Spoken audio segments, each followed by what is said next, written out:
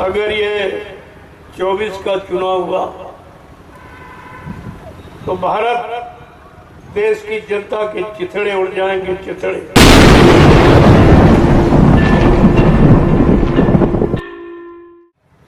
अभी तो कहा जा रहा पछताना पड़ेगा, अब आज से कह रहा हूं आपको रोना पड़ेगा।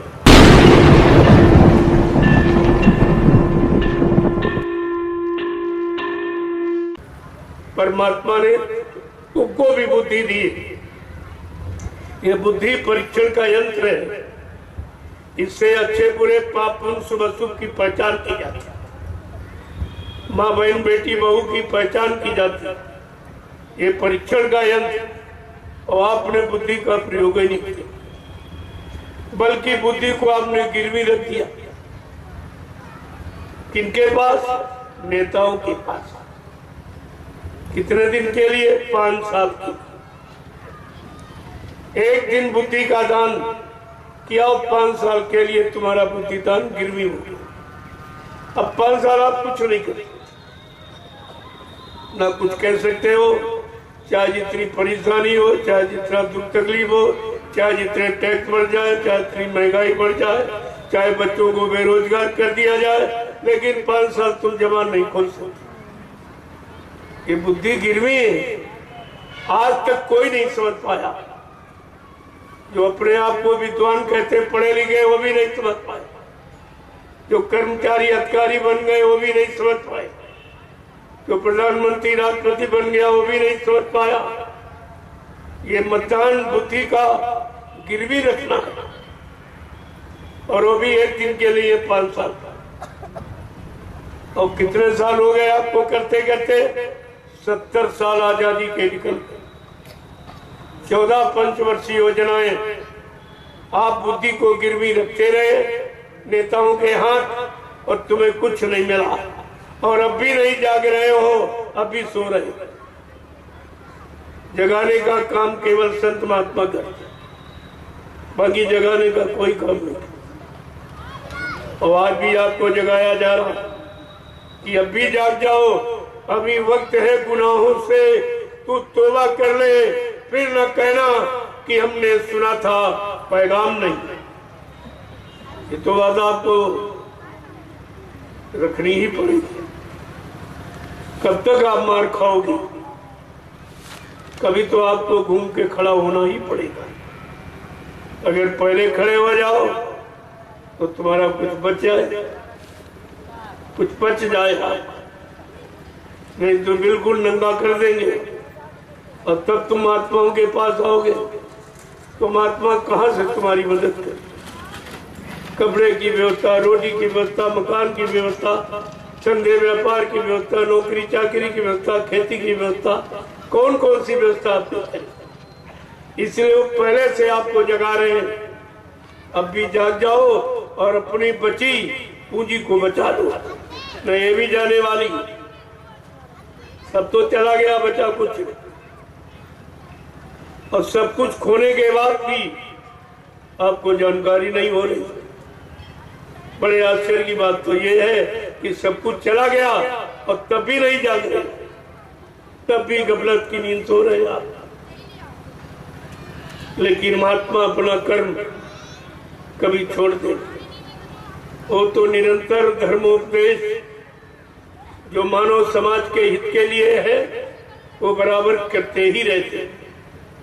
आने वाली मुसीबत आपत्तियों का इशारा वो करते ही रहते। तुम मानो न मानो, ये तुम्हारा काम उनका काम बता रहे, और बता रहे हैं, समझो न समझो तुम्हारा काम। आपको पछताना पड़ेगा।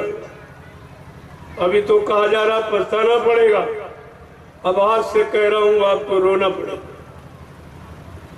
आज से ये कह रहा हूं कि आपको रोना पड़ेगा।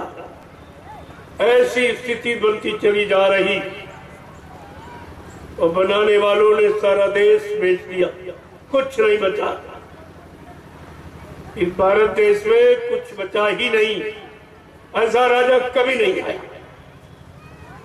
किसी युग का इतिहास उठा लीजिए आप, राजा ने जो भी निर्माण किया अपने राष्ट्रीय कोष से, जनता से कभी नहीं मांगा।